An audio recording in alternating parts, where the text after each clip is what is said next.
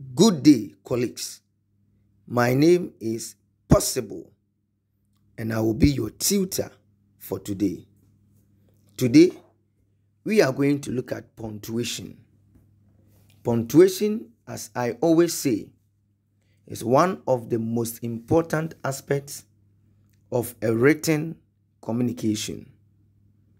This is in the sense that whenever you are using oral form of communication, like you are using your mouth to communicate to someone, sometimes and most often, it becomes very difficult for someone to identify the punctuations in your communication. Let us consider a punctuation or a punctuation symbol like brackets. Right now, as I'm talking to you, you might not know where I put brackets. Colon and semicolon sometimes become very difficult for one to get to know that we are using them in our oral form of communication. Notwithstanding, a punctuation like apostrophe, which is used to express possessive something. If I say, this is Kofi's pen, for that one, you can clearly get to know that I have used apostrophe. Or right now, as I'm talking to you, you could see that when I talk for a while, I just pause before I bring new idea. This one too, it is very clear for you to get to know that I use full stop to express a complete statement before I bring new idea. So it means that in an oral communication, there are some punctuation signs or symbols that are so clear to be seen, and then others are not also clear to be seen. But when it comes to written form of communication, regardless, all of them must be seen. And that is what we are going to look at today. Today we are going to look at punctuation. It is very important to sit down, grab your pen, your notebook, and watch it carefully. Because whether you like it or yes, it is examinable. It is examinable. And I repeat, it is examinable. So make sure to understand the principle. We are saying that punctuation marks are the symbols that are used in writing in order to separate one idea from another so as to clarify the meaning of that item. Yes, as you could witness from my conversation, when I'm bringing out a new idea, sometimes I pause. Or sometimes you see my intonation that I'm emphasizing. So we are saying that punctuation marks, they are symbols. They are symbols in the sense that we have accepted them to be like that.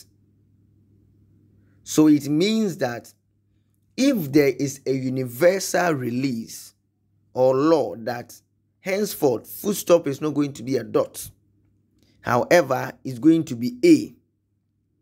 When that one is being accepted, then it will be a symbol for full stop.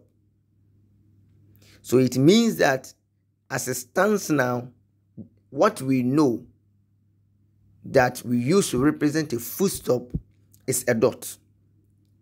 Until otherwise being disproven, and then a universal law is being passed to change that full stop to be a symbol for full stop, we can by no means use other symbol to represent full stop. So we are saying that punctuation marks are the symbols. It means that we don't write full stop there. When you are writing and then there's a full stop, we don't write full stop in writing, but you write the symbol there. So you're saying that punctuation marks are the symbols that are used in writing, and the idea of this symbol is to separate one idea from another so as to clarify the meaning of that item. We are saying that this idea could be captured in a sentence, clause, or a phrase, or even a word. This is the fact that when we look at something like Kofi's pen, Kofi's over there, we can pick Kofi's. When we pick Kofi's, we will see apostrophe there. And then Kofi's pen, at the end of the sentence too, we can put full stop there, and then we can also have apostrophe. Kofi's, representing possessive something. I hope it makes sense. So we can use it in phrase, we can use it in clause, and then even in a word. I hope it makes sense. Now let us quickly start with the most familiar one, which is the full stop. Full stop. The full stop, as it is known in the British English, or period, as that one also is being known in the American English. Period, or full stop. We are saying that it is being placed at the end of a declarative sentence. So at the end of every declarative sentence, we use full stop. Or statements that are thought to be completed. So when you make a declarative statement, what are declarative statements? Declarative statements are statements that are conveying information. You declare. You are not asking a question. You declare. You say something. That is what a declarative statement, or a statement thought to be completed.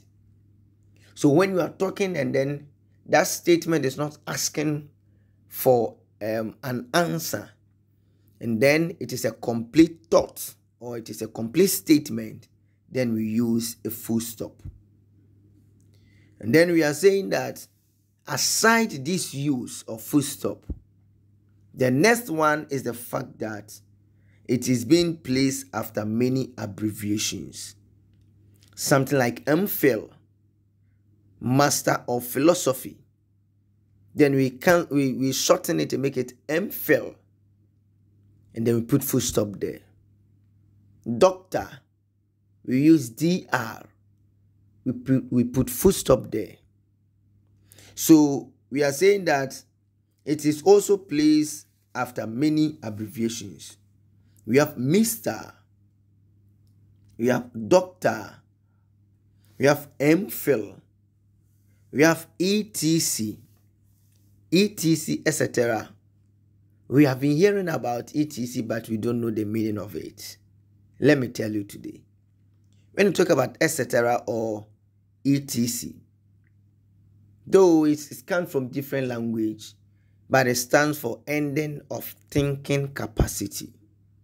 So when you are being told to number or to list items, and then you have listed them to some extent of which you so wish to leave it there, you can put ETC there, etc., signifying that your thinking capacity is ended. So we are saying that it is ending of thinking capacity.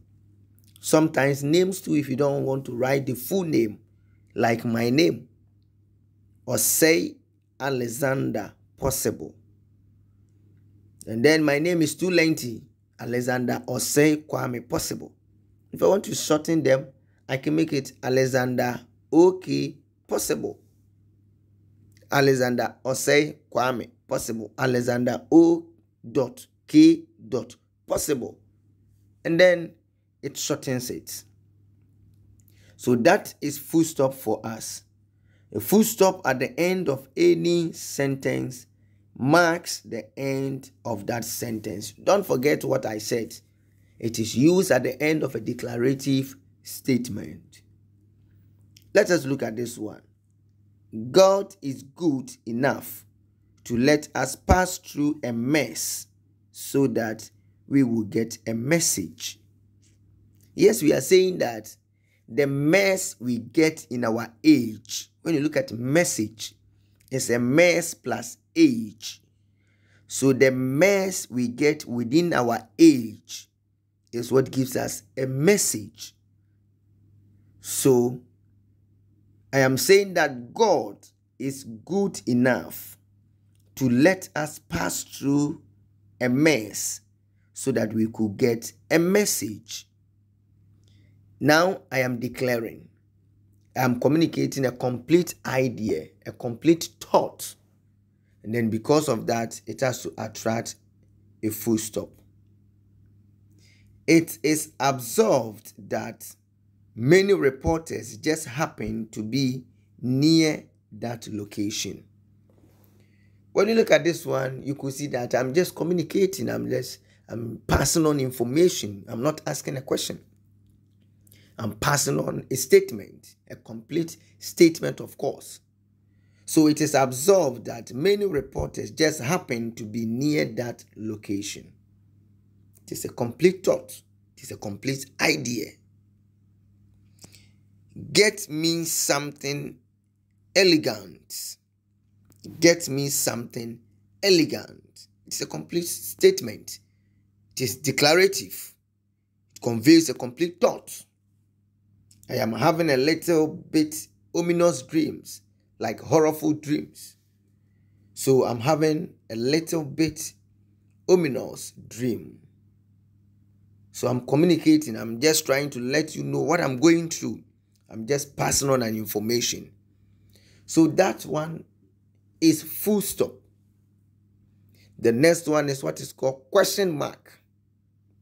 And we are saying that this is used to pose a direct question. Now, full stop is used to post a declarative statement or to present a declarative statement. However, question mark is used to pose a direct question. Full stop is a statement or to convey a complete thought or idea. However, question mark is used to pose a direct question. Now, this is a symbol for question mark. And we're saying that it is used to indicate a direct question when placed at the end of a sentence. Are you startled? I'm asking a question. Are you startled? Would you be pacifying the crying children? It's a question. Would you be pacifying the crying children? Why are you so engrossed? Why are you so engrossed? We are saying that all these are questions. Therefore, they call for a question mark. Again, another use of question mark is to express uncertainty. When someone says something of which you are so uncertain or you become so shocked, sometimes you ask it. I hope it makes sense. You ask back or you react. And then when you react, it calls for a question mark. That pastor is evil. Now you see that how could a pastor be evil? So when it triggers your attention and then you yourself looks like you doubt it, you say, evil? Evil? In other way around, you could have replied by saying, did you say evil? So if you don't want to bring, did you say evil? You say evil.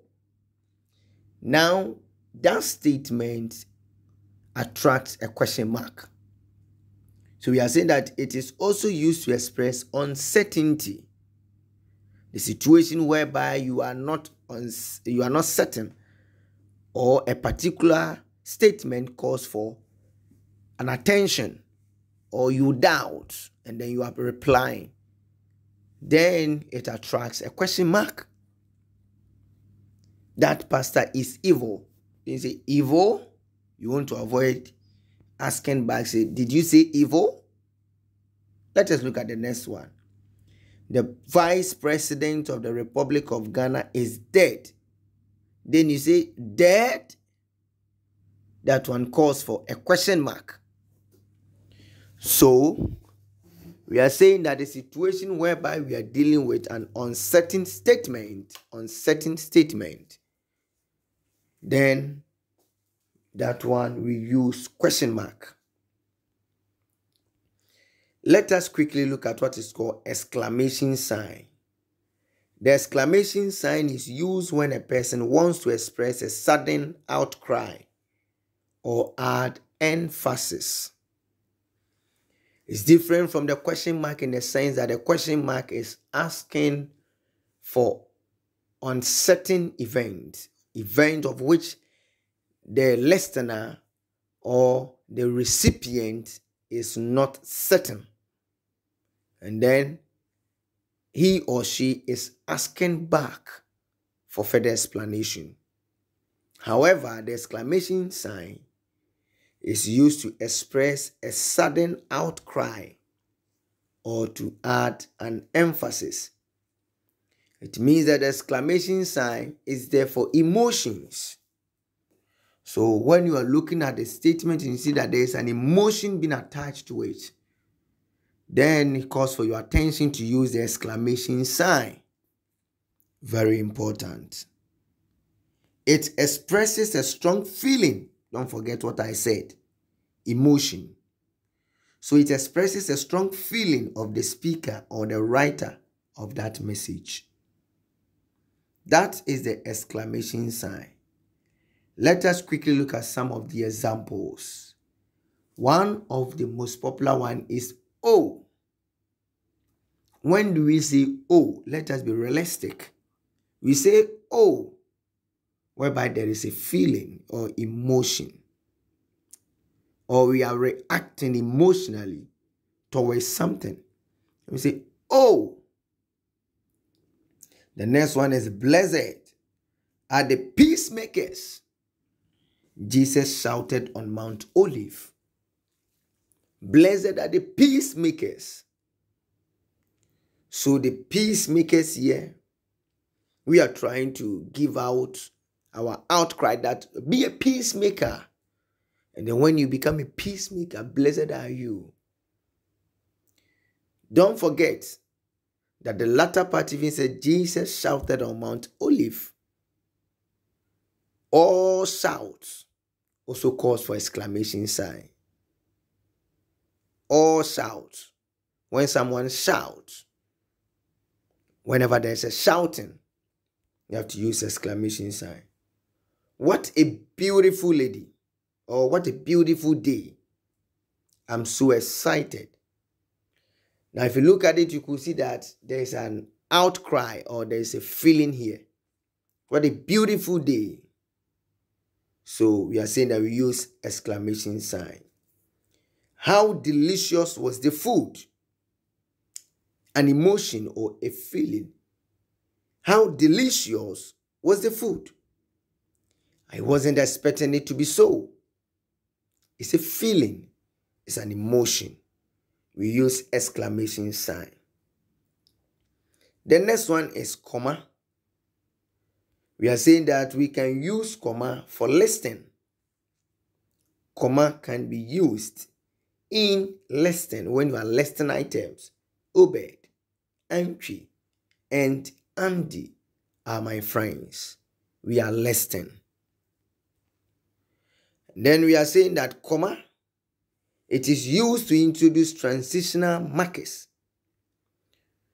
If the transitional marker begins a sentence, when we talk about transitional markers, we are talking about moreover, however, nonetheless, nevertheless, furthermore, in addition, in conclusion, adding up, to set the ball rolling.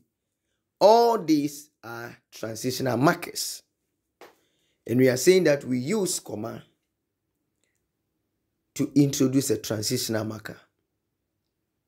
But here, it is very important because you can never do away with it in exams. Look at it. I have stated very clear. If the transitional marker begins a sentence,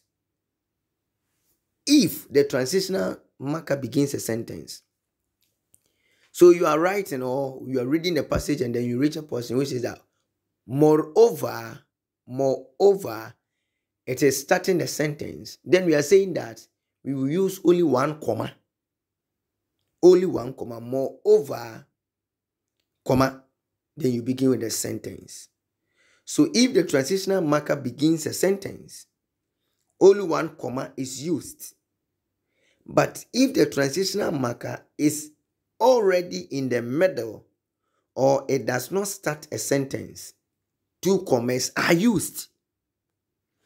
So I am talking and I say that, oh, Kofi is a very nice guy. However, Ama is the nicest among all. I hope you are getting it. So Kofi is a nice person, comma.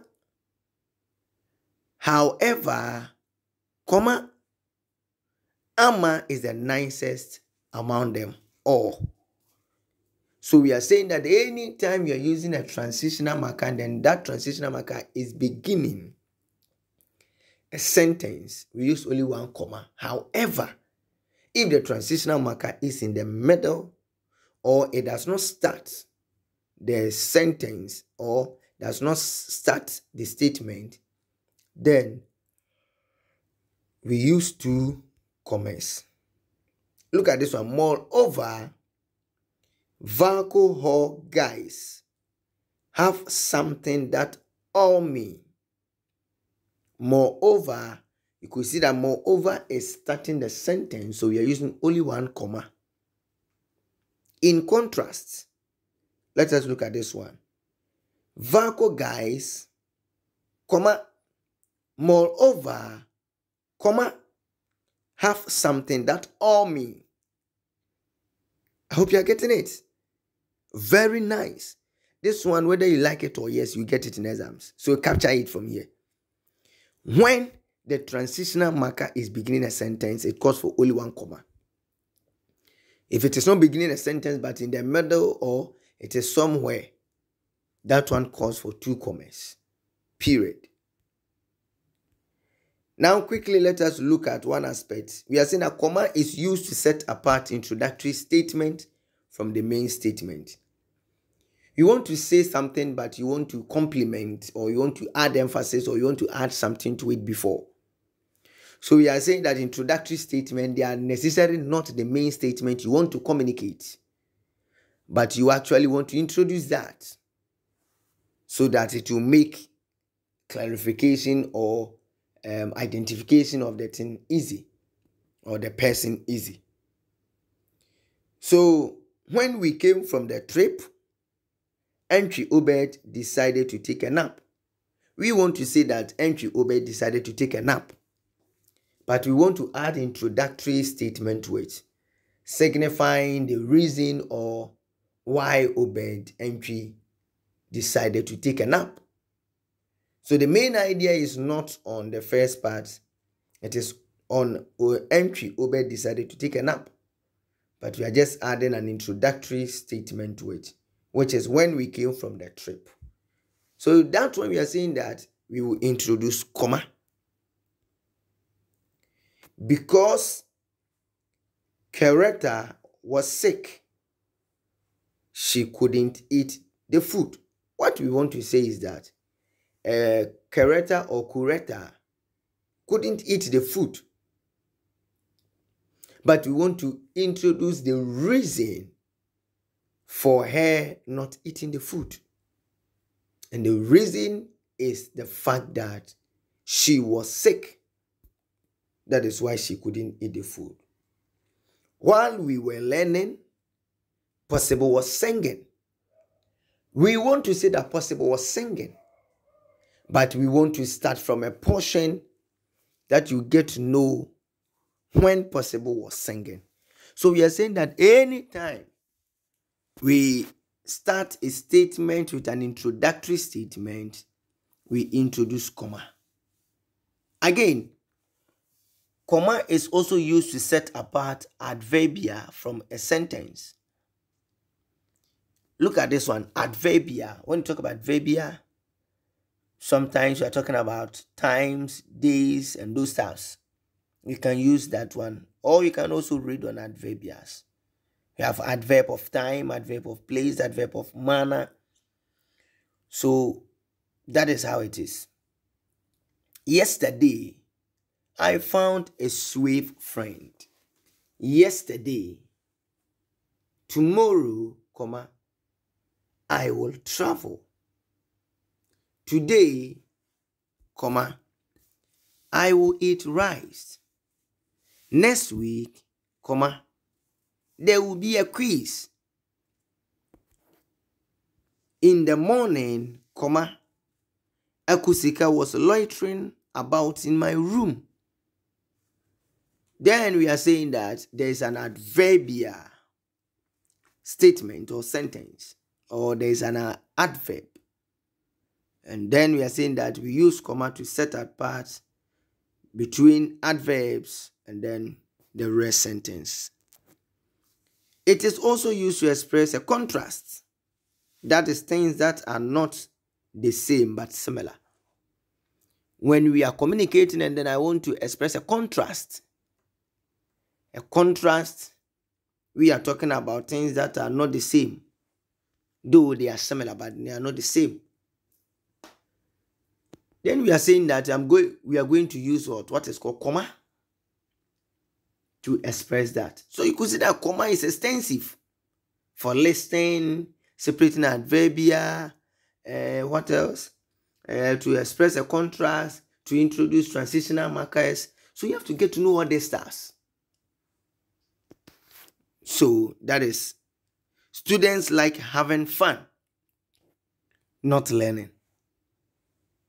So students are interested in having fun. Instead of using but not learning, we don't want to bring that one. So that we could, as soon as we introduce a comma, all of us could see that there's a contrast. It is serving as a purpose of but contrast. I hope it makes sense.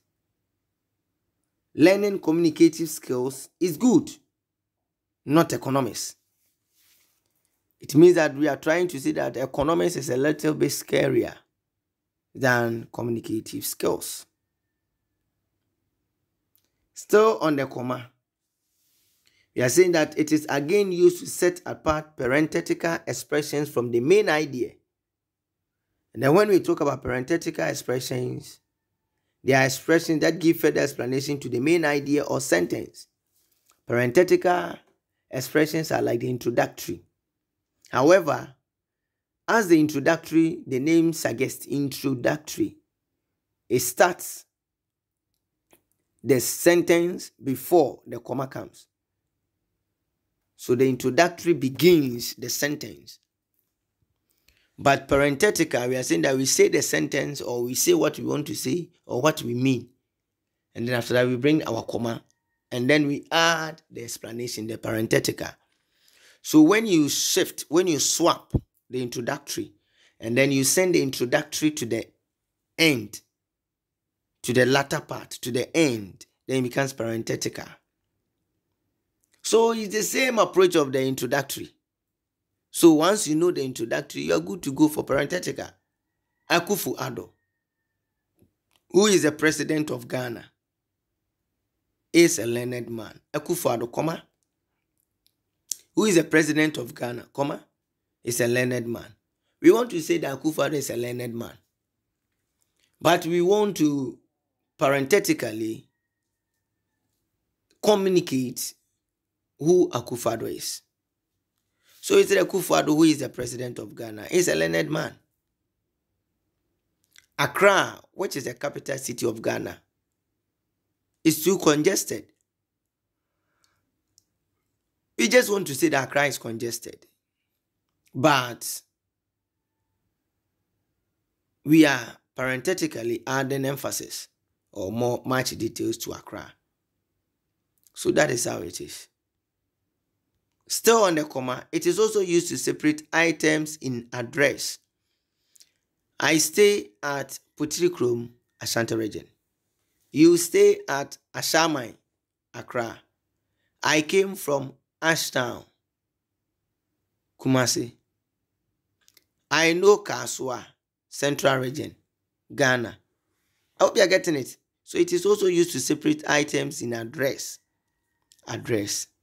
I am a student from Department of Accounting, comma, School of Business, comma, Faculty of Humanities and Legal Studies. We can also bring, comma, University of Cape Coast, comma, Central Region, comma, Ghana, comma, Africa, or West Africa, comma, Africa.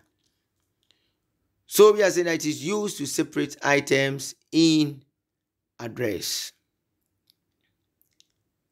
Comma, it is used to set apart a statement from a speaker. It is used to set apart a statement from a speaker. I can do all things through Christ who strengthens me. Possible quoted. It is used to set apart a statement from a speaker. So if I am trying to quote someone's statement, I am the one who is quoting, so I am the speaker. And then the person who quoted is there. The person who gave the quote is there. And I'm the one who is quoting. So we will have to separate the quote itself from the one quoting. So I can do all things through Christ who strengthens me. Possible quoted it. Finally, it is used for separation of two complete sentences. Sometimes we can get two sentences that are complete. Each one of them can convey a complete idea. Notwithstanding, you want to bring them together. So when you see two sentences or two statements of which each one of them conveys a complete idea, but they are being combined, you can use comma. I hope it makes sense. Let us look at this one. Kojo insulted Ima. It is a complete sentence. Ima hate him. It's a complete sentence. But if we want to put them together, we say Kojo insulted Ima, and then Ima hate him. So two separate sentences that are complete on their own now have come together to form one sentence or one statement. We are saying that we are going to use comma to separate them. I hope it makes sense. Nice one. So in our next video or our next lecture, we are going to start with semicolon. Make sure to get that one and watch it, because different punctuation signs are coming up. We have a lot of them that are examinable. But because I don't want this video to be much lengthy, that is why I am ending here. In our lesson 2, we are going to start from semicolon. Once again, my name is Possible, and I've been your tutor for today. In our next lesson, we are going to start from semicolon. Then we go to colon, apostrophe. The rest will come. Quote, single quote, double quote. We are going to look at all of them in our next video, which is lecture 2 on punctuation. Until we meet again another time, I will say bye-bye for now. And once again, my name is Possible. Bye.